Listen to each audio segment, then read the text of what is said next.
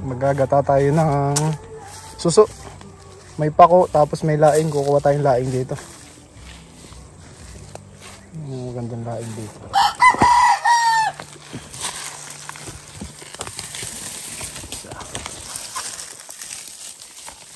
Laing. Ayan.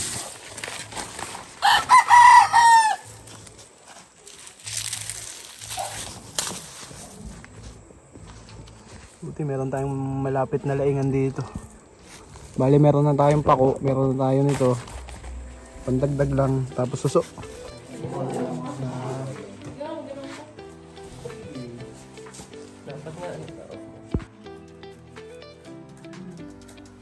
Ayan, bali nagbabalat na si Ate Tina ng pinya.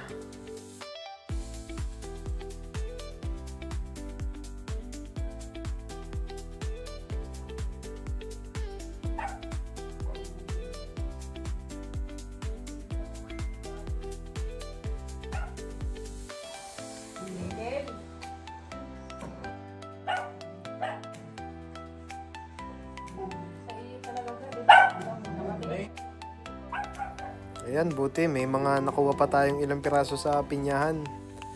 Kasi hindi naman na season eh, pero meron tayong mga naiwan na ilang bunga na hinintay nating mahinog. Ayan, meron tayong 4 na nakuha. Kakainin natin yan lahat.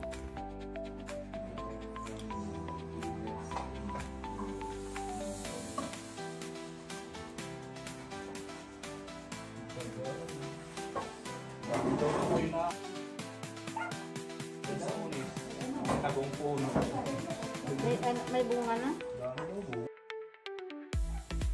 So ayan na nga yung ating mga suso. Tapos si Tita Ana ay naghihimay ng mga tangkay ng laing para panlahok mamaya sa ating ginataang suso. Bali si Tita Ana ay first time nakarating sa farm, kaya masaya kami lahat at nakarating na siya dito.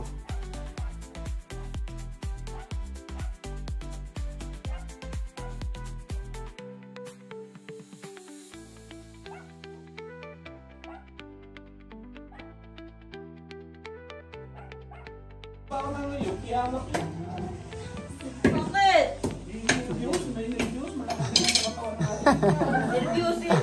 May nervyos. Kala sa inyo? Baka. Mana sa may amo.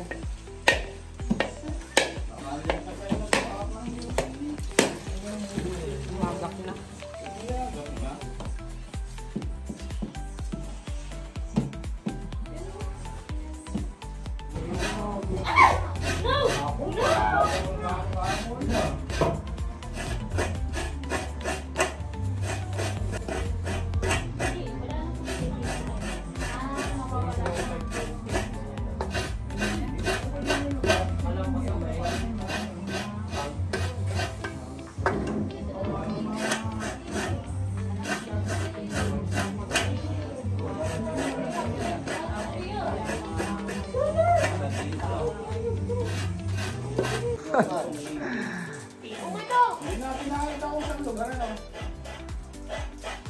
Si Gali yun.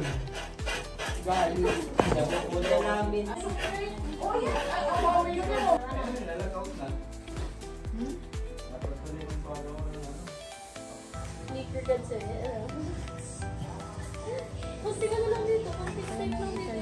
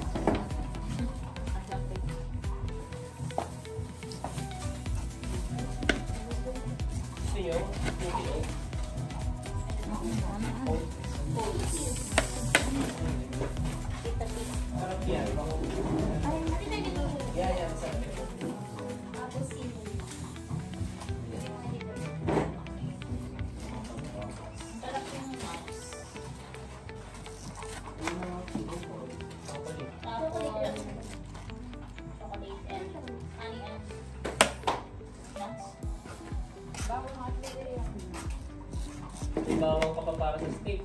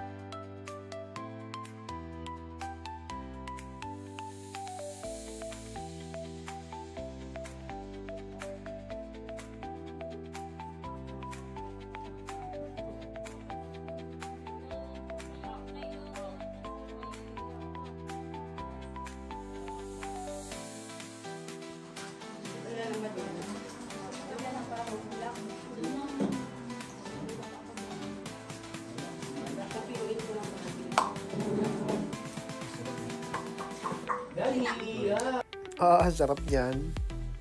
Nakatikim na ba kayo ng ganun? Yung nasa laman ng ano, nyug. Sarap nun eh. Matamis-tamis na makatas.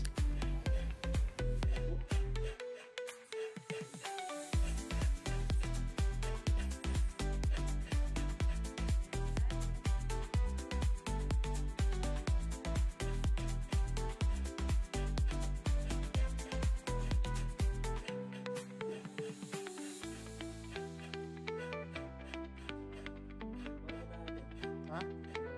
Suso. May laing sa pako.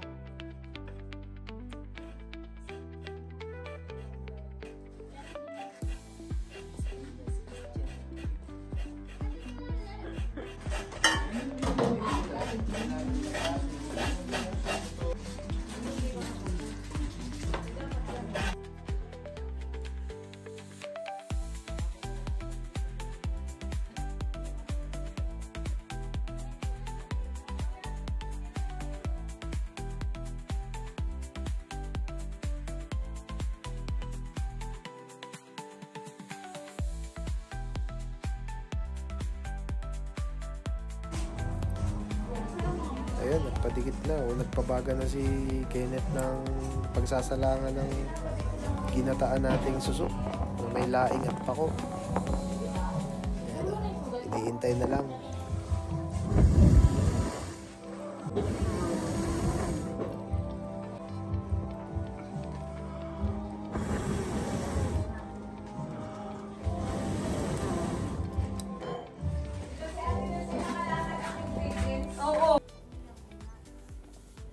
Bale, inuna ni Ate Tina ang luya. Tapos, may kasamang halo. Ayan.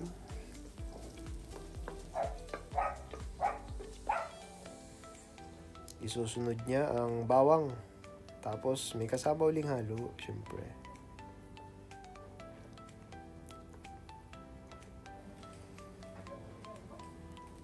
At ilagay na ang mga tangkay ng laing.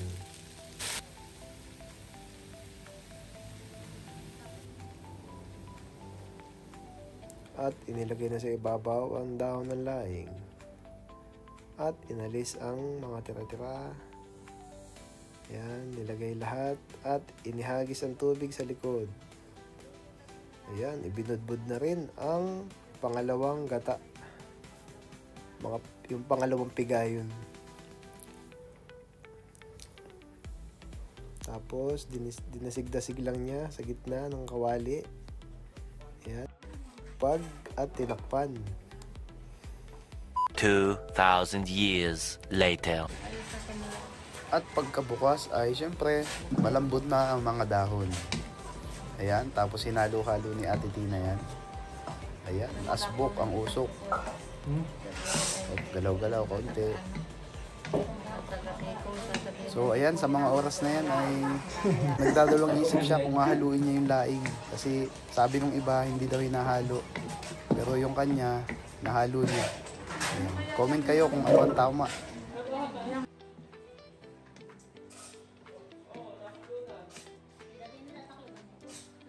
Maya-maya. Pagkaiga na ang ano. At ayan na nga, no? Papaigahin lang ng kaunti yan. Tapos ilalagay na natin ang ating mga suso. Yan. Marami-rami din yung suso na yan. Sa mga kumakain yan, alam nyo na kung gaano kasarap yan, ha? Sa mga hindi pa nakatikim, try nyo. Masarap yan. Ginataan eh. Pag ginataan, automatic quality.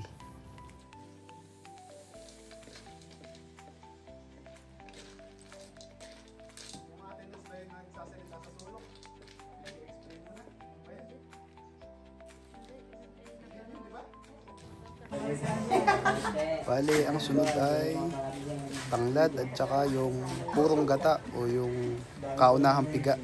Ayan, para malapot-lapot. Yun, oh. Sarap na ito. Ito din. Ayos. Mamaya pagka... Tapos, ayan, konting halo.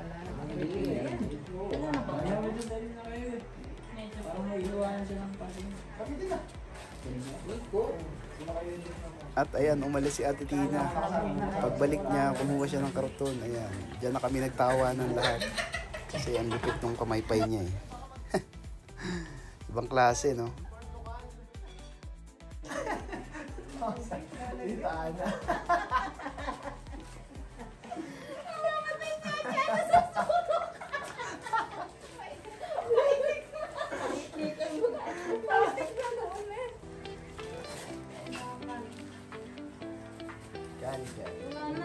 Paano? Naubos na sa... Ayan na, kitang-kita nyo naman.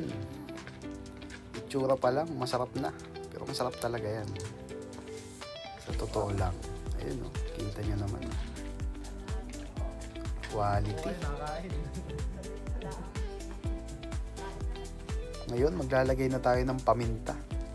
Si Ate Tina pala, hindi ako. Ayan, binubudbud na niya ang tapa mints. Susunod natin ang asin. Ayan. Ayun. Tapos, seasonings. Yan. Automatic niya, kasunod, halo yan. Yun. Alright.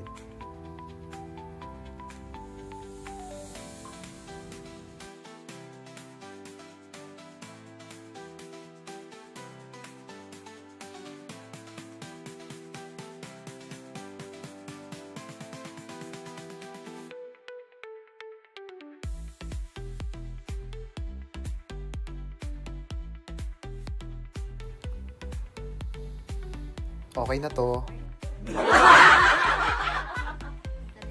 At ayan na nga, ano, ilalagay na natin yung pako.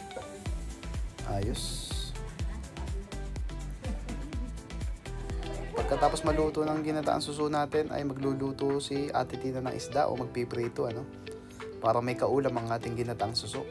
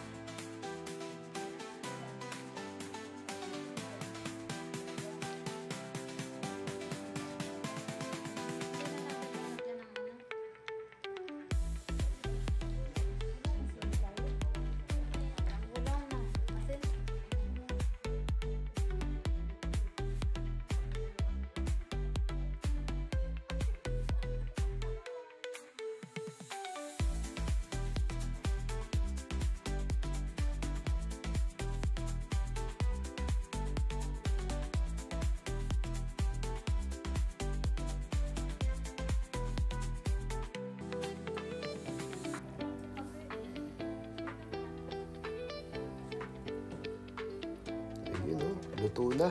Kinuha na ni James at isasalang na yung isang kawali para pagpritusan ng isda. Yan. Alright. Si Ate Tina naman, yan, magtataob pa ang kawali. Konti lang is.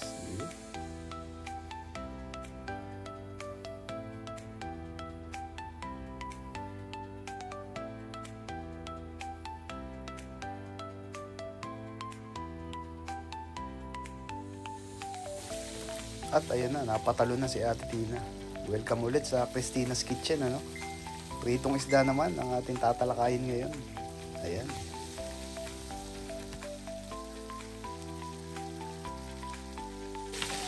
May tatlo pa.